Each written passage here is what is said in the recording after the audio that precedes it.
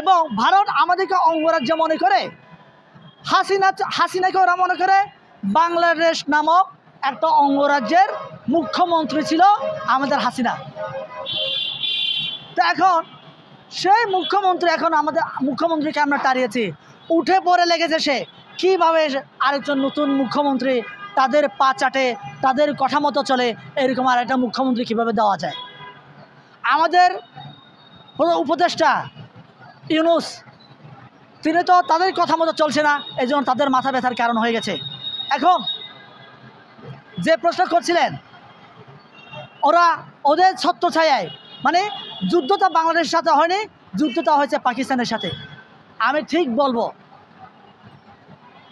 আবার আমি ঠিক বলছি কেন? ফ্যাসিস্ট হাসিনা আমাদেরকে এটা আমাদের মাথায় এভাবে দিয়ে রেখেছে। এই জন্য যারা আওয়ামী লীগ করে ওরা মনে করেন না আমরা ভারতের আশীর্বাদে, ভারতের দোয়ায় আমরা এটা পেয়েছি। না, 30 লক্ষ মানুষ শহীদ হয়েছে ভাই, আমরা যুদ্ধ করেছি।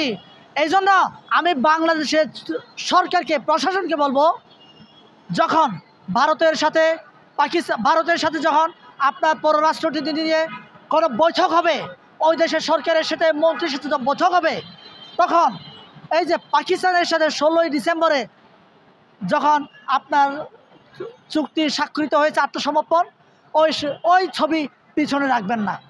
ওই ছবি রেখে এরা কী প্রমাণ করতে চায়? এটাই প্রমাণ করতে চায় যে না, আমাদের সাথে পাকিস্তানের যুদ্ধ হয়েছে, তোমাদের সাথে না। আমরা কোন ছবি রাখবো? ওই ছবি রাখবো আমার বাংলাদেশের মুক্তিযোদ্ধারা যুদ্ধ করে মারা গেছে, অস্ত্র নিয়ে টাক করেছে পাকিস্তানের দিকে, এরকম ছবিগুলো আমরা পিছনে রাখতে পারি ক্যামেরার সামনে, যাতে করে ব্যাকগ্রাউন্ড হিসেবে রাখতে পারি, যাতে করে আমরা আমাদের শক্তির সিম্বল আমরা দেখাতে পারি।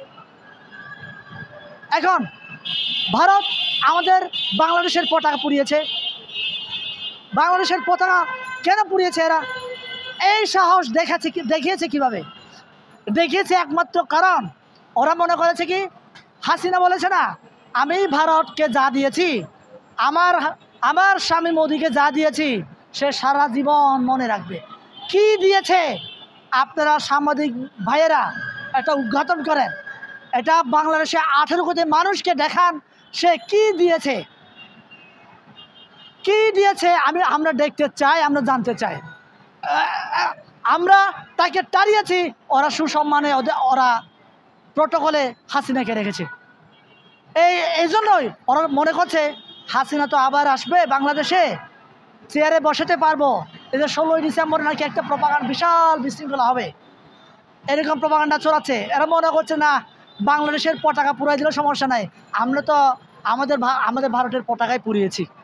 মানে আমাদের ভারতের অঙ্গরাজ্য না, অঙ্গরাজ্যের বিভিন্ন অঙ্গরাজ্যের পতাকা আছে, 7 সিস্টারের পতাকা আছে, এটা আলাদা পতাকা, ভারতের পতাকার বাইরে পতাকা আছে এদের। ওই পতাকা পুড়িয়েছে মনে করেছে এরা স্বাধীন বাংলাদেশের পতাকা পুড়িয়েছে মনে করেনি।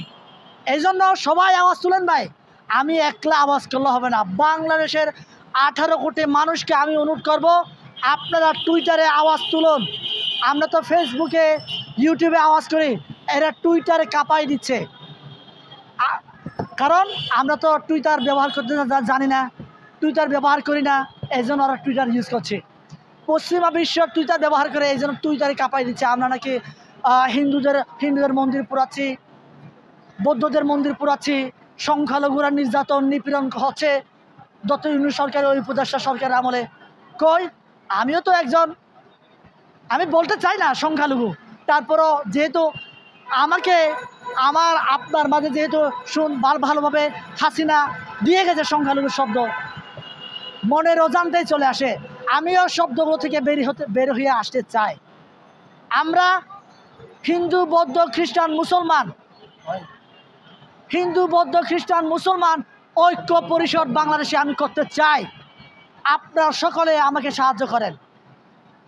হিন্দু বৌদ্ধ খ্রিস্টান ঐক্য পরিষদ যেটা আছে, এটা আজকে আমি একজন ওই ধর্মের লোক হিসেবে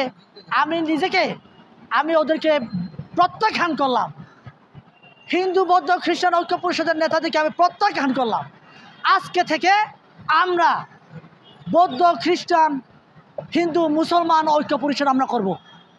যাতে করে আমরা কেউ যাতে বলতে না পারে না ভাই আমি আলাদা হয়ে গেছি। আমরা একসাথে বাংলাদেশের জন্য লড়তে চাই, একসাথে বাংলাদেশের হয়ে থাকতে চাই। আমরা রক্ত দিলে একসাথে দিব, আমরা মরলে একসাথে মরব, বাঁচলে একসাথে বাঁচবো। আমরা সেই হাসিনার দিয়ে যাওয়া ভেদাভেদ করে রাখা জায়গায় আমরা আর থাকতে চাই না। আমাদেরকে রক্তে রন্ধ্রে রন্ধ্রে পাতায় পাতায় শিরায় শিরায় আমাদেরকে আলাদা করে গেছে।